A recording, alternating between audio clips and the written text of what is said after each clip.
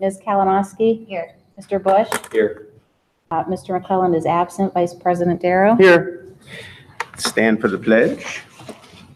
I pledge Allegiance to the flag of the United States of America and to the republic for which it stands, one nation, under God, indivisible, with liberty and justice for all.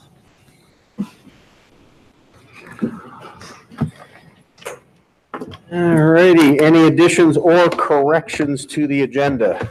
No, thank you. Hearing none. Motion to approve the agenda? So moved. Second.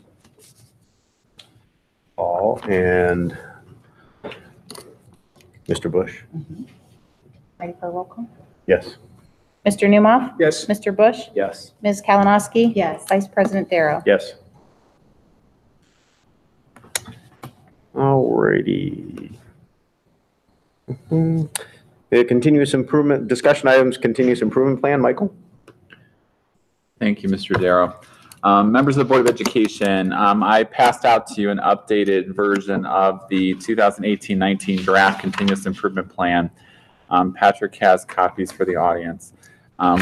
Not doing this through electronic means just because it's really just the updates from our conversation at the last Board of Education meeting. So I really want to go through each section, give you an opportunity to react to the updates that I've incorporated based upon the feedback we received at the last Board of Education meeting, and continue to have dialogue in preparation for September 24th, and hopefully the recommendations to move forward with adoption at the next Board of Education meeting pending the official release of local report card data, state rankings, and or continued information related to ACT that I'll explain.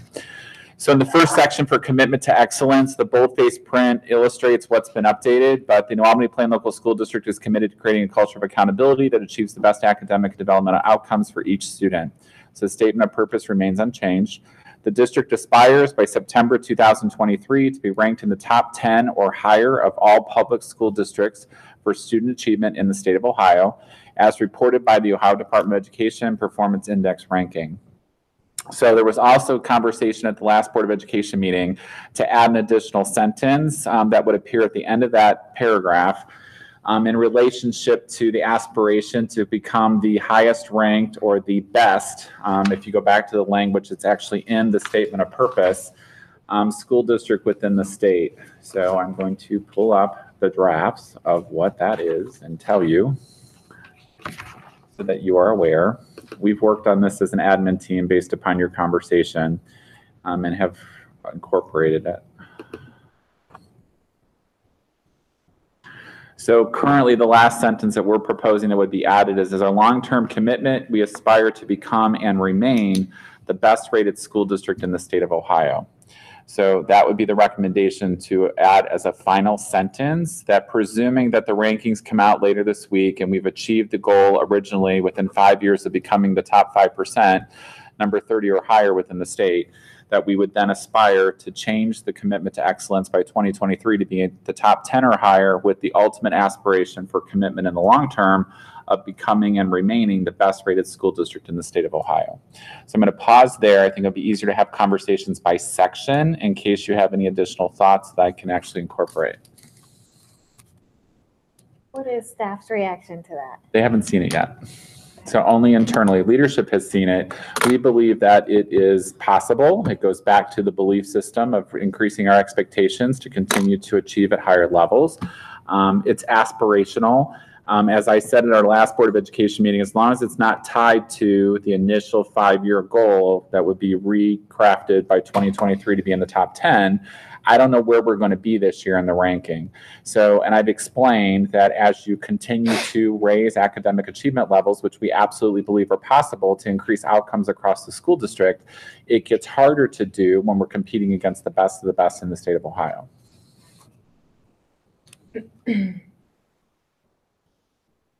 Any other reactions or feedback?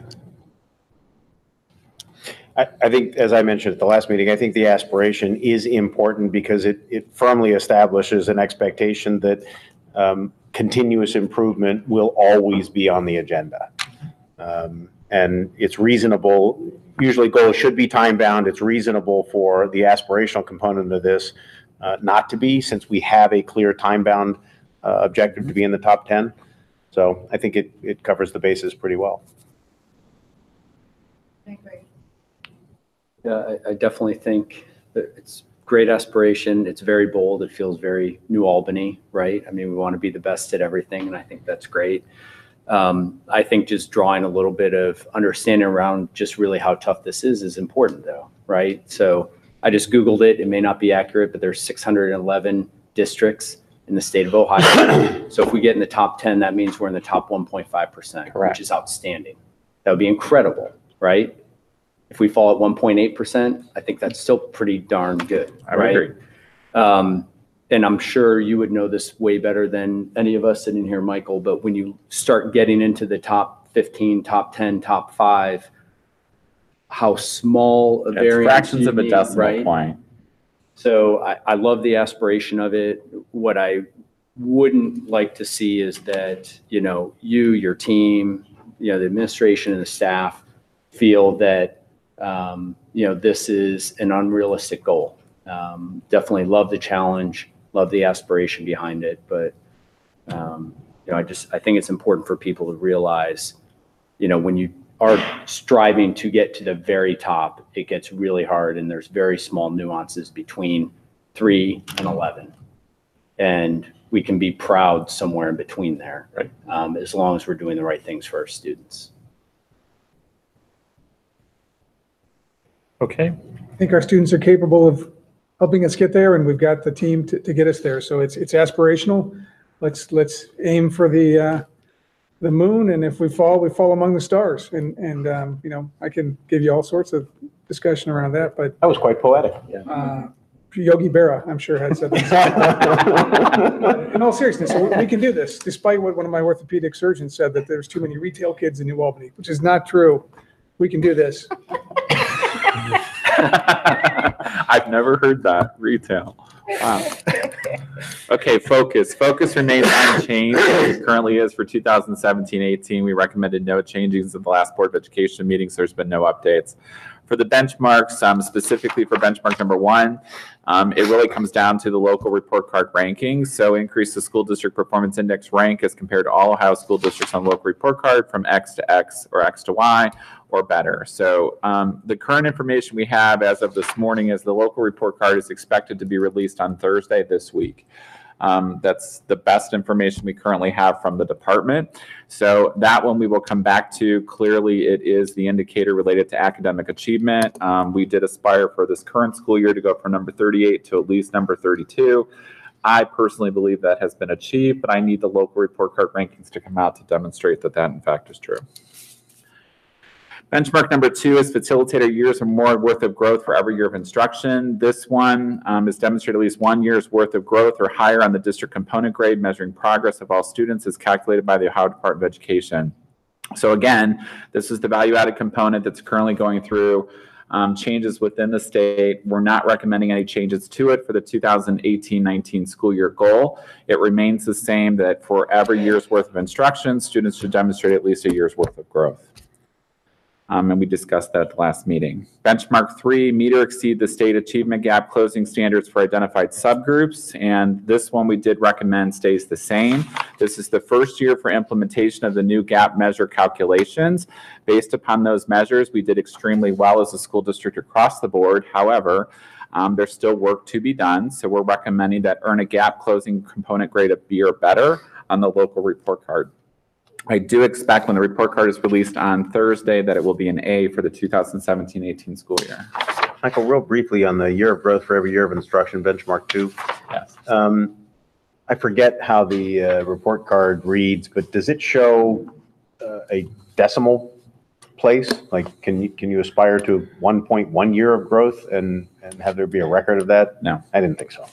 It's just the letter grade. And Okay. technically, as I explained at the last Board of Education meeting, the way the value added component works, a year's worth of growth is actually illustrated as a C on the report card. So it's just how the calculation is actually computed, but it's a year's worth of growth. We typically will exceed that, but it goes back to the expectation that for a year's worth of instruction, you should demonstrate at least a year's worth of growth. Okay. We have some students that make 3 years worth of growth based upon interventions or supports that are specifically provided to them, or 2 years, 6 months, to your point, but that's based upon a measure we're using that could be related to a MAP testing, a BAS assessment that gives you that granular. The state doesn't go into that level. We'll look at a specific assessment and understand they made 2 years, 3 months growth, but that's based upon a specific assessment that we're using, not overall aggregate with the state. Okay. Good question. Benchmark number 4, graduate students who are college and career ready. This is the one that's still to be determined. So part 1, we believe, is the same. Continue to earn a grade of A for the graduation rate component on the local report card. However, the second benchmark piece of that goal for the class of 2019 will ACT mean score that is at least blank % higher than the state average as reported by ACT College Readiness Report.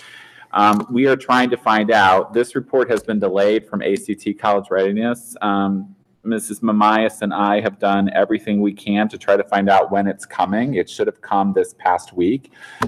We did find that the SAT has posted that they're not releasing their report until October.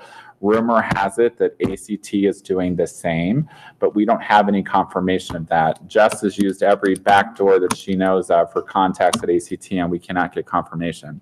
So regardless of the ACT College Readiness Report, and we may not have that by September 24th, so that still might be to be determined, the administration's been looking at other measures associated to the ACT to compare to high-achieving school districts throughout the state of Ohio, as well as high-achieving school districts here specifically in Franklin County, to understand their individual scores by specific subject area and or their overall composites, to see where we rank specifically in ACT in comparison to like school districts. That would be our similar districts that are based upon the local report card, but at the same time, the highest achieving school districts within the state and or the highest achieving school districts in the nation. So I've had some exchanges with Mr. Newmoff, specifically today related to the ACT. It folds into conversations that we're looking at as a leadership team. We'll come back with a recommendation. I don't know if we're going to have the ACT College Readiness Report on September 24th or not, but we will present something if that's a benchmark that's going to be included as part of college and career readiness as a specific strand. You'll recall last year that in all the specific areas for the subcomponents within Prepared for Success on the report card for the high school specifically, we selected ACT because we started also testing all juniors within the state of Ohio, and all of our juniors do sit for the test. So we wanted to compare that against the state average for what happens. But in addition to that, we're also paying attention, and this was my exchange today with Mr. Newmoff, to the highest achieving kids within the school district and how are they also scoring, but at the same time, beyond the highest achieving kids in the school district, the individual subgroups. So we've started to disaggregate the data to specifically look at the same subgroups that we report on the local report card, specifically in the ACT. And then what is their Ohio State standardized testing comparison, just so we can see what does that then look like in the ACT world when you're comparing ACT scores against other ACT scores, much like we do for local report card, where we're comparing state testing against other state testing. So Jess is having a jolly good time disaggregating all kinds of data. We have 2 subgroups currently that she's worked on that we've spent time on as a leadership team having conversations about that we'll continue to data mine and bring forward. So we're working on something else for ACT. I believe it should still be incorporated. The question becomes how, because I don't know sitting here today that we're getting this report. I think it's going to be delayed, but they have not posted that. SAT has, ACT has not. Do we know what last year's state average was? No, that's what we're waiting on. Oh. Correct? Well, you mean 2 years ago, Deb. You mean 2 years ago? Prior year. So we have graduation class of 2017. Ohio's average was 22, the national average was 20. Yay, we're smarter than the average. Our goal is to be above a 26 because we wanted 20% higher. We don't know what that is until the report comes out. Any other questions or comments related to benchmark 4? Okay, benchmark number 5, enhance school culture and social emotional well-being. As you'll recall at the last conversation, I recommended we remove the word climate. So it's just administer age-appropriate student surveys to measure the percentage of students who feel safe at school, supported, and have at least one staff member to approach with problems. We intend to administer 3 surveys this year for students across the school district. The first is a technology-specific survey for grades 4 through 6 based upon the one-to-one and implementation. The second is the Hanover Social Emotional Learning Survey for grades 3 through 12 to replicate what we started last year to give us longitudinal data for what students are telling us from a social emotional standpoint to tie back to the statement of purpose for developmental outcomes. And the third is specifically the substance usage survey for grades 7 through 12. So those will be the 3 surveys that we would administer for students in benchmark number 5. Benchmark 6, Ms. Jenkins, you want to talk about it? Sure. So this year, this hasn't changed from what we presented earlier. We're still looking at 1% of our total operating expenses, which is line 4.5 on the 5-year forecast. So that's a total of $627,000 for the year. We believe that that's possible, probably a little more than that. That's our goal. Which again, to Mr. Darrow's point at the last meeting, to explain is the compounding effect that over a 5-year term that equates to a $3 million reduction. The compounding. So we're figuring out how, but we're committed to do it. Benchmark number 7 is ensure community engagement and stakeholder satisfaction. So after our last Board of Education meeting, I met with Mr. McClelland, or President McClelland, to talk about this for administer community and or staff surveys to measure the level of satisfaction with educational quality, school culture, communications, climate, and or fiscal management. The staff survey will be the staff climate surveys that we administer in spring for, again, longitudinal purposes, as much like we've done for the last 2 years. I met with President McClellan to talk about the community aspect based upon our conversation at the last meeting. He's doing research on 3 or 4 different firms that specialize in IVR surveys that we can use to do an electronic survey, but also the telephonic portion of it that basically could be reasonable in cost to the school district. So John specifically said he would take that on given what he does in his professional life. And then in addition to that, we talked about the release of the Phi Delta Kappan survey results for the national survey related to public education, and there could be some questions in that specifically that we could use for potential wording for the survey development once we select the vendor. The last piece, and John's not here, so I will just update you, is that in our conversation, given the reality of what's going to happen with the November elections in the state of Ohio, we discussed the reality of putting together the survey with board input as we go through the fall into early winter, and then actually administer the community survey sometime after the new year. Likely February would be a target time, so that we're distanced from all of the aftermath of election fatigue that we anticipate might be the reality because it's a gubernatorial election year in the state of Ohio, and especially if we're going to introduce something related to the phone. We just don't think it would be wise to try to be in that mix. So we wanted your feedback on that because John's going to try to have those conversations when he approaches the company. So are you all comfortable with something that would happen after January so that we're beyond the election process? Yes.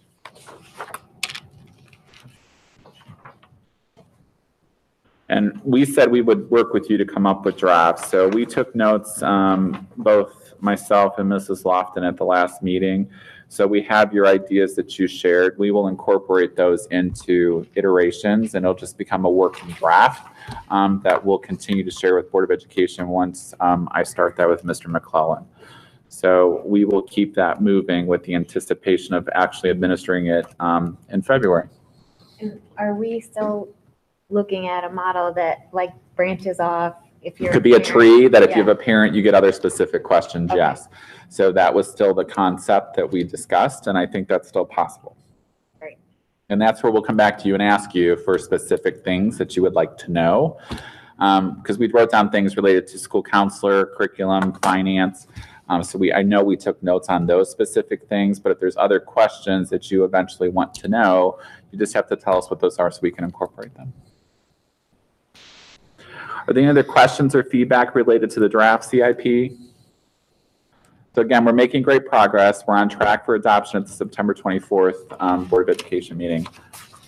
So overall, I continue to like the CIP. I like the direction of it. I like the clarity of it. I like that it's a continuation of what we have been doing that has been successful.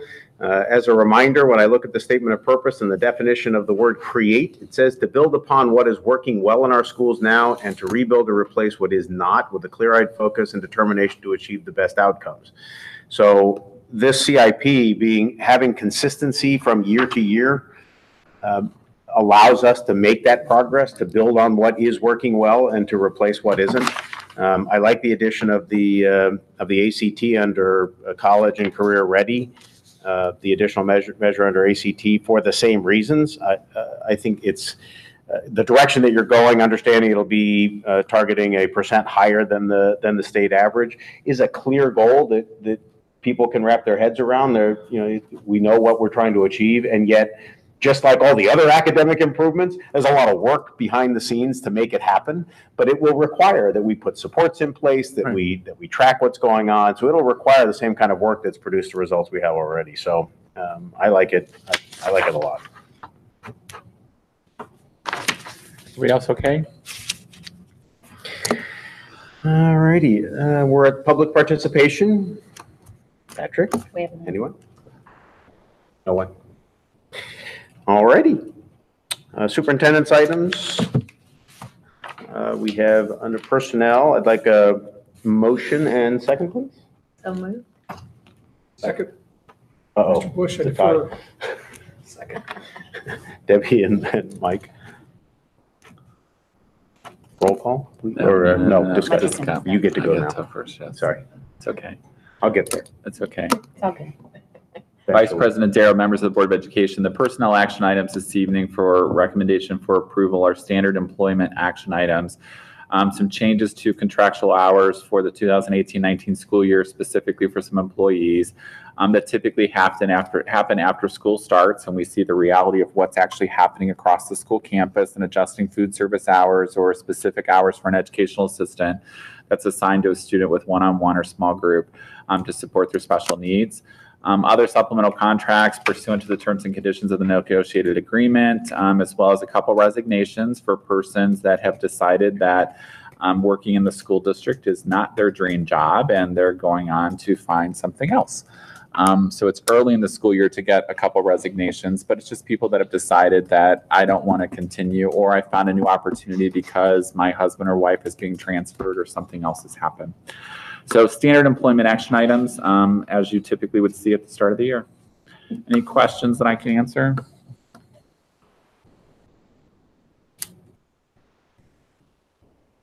Now roll call. Ms. Kalinowski? Yes. Mr. Bush? Yes. Mr. Newmoff? Yes. Vice President Darrow? Yes. Well, I think we're done. Time to adjourn. Motion and second. So moved. Second. Mike and Debbie. And now roll call. Mr. Bush? Yes. Ms. Kalinowski? Yes. Mr. Newmoff? Yes.